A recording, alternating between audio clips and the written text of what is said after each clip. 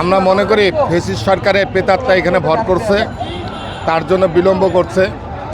আর আদালত কর্তৃক যেখানে জনগণের সমর্থনকে রায় দিয়েছে এবং নির্বাচন কমিশনার কর্তৃক গ্যাজেট প্রকাশ করার পরও বিলম্ব করছে, এটা খুবই মর্মাহত। একটা সুষ্ঠু সুন্দর পরিবেশকে বিপন্ন করছে আমরা মনে করি উপদেষ্টারা। ইঞ্জিনিয়ার ইসরাক হোসেনকে শপথ বাক্য পাঠ না করাবে এবং নগর ভবনের দায়িত্ব নগর পিতা হিসাবে ঘোষিত দায়িত্ব প্রদান না করবে, সেই পর্যন্ত আমাদের এই আন্দোলন অব্যাহত থাকবে এবং তীব্র থেকে তীব্রতর হবে।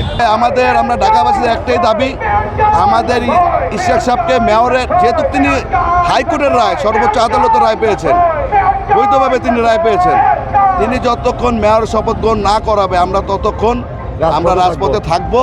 ঢাকাবাসী ইঞ্জিনিয়ার ইশরাকের সাথে আছে।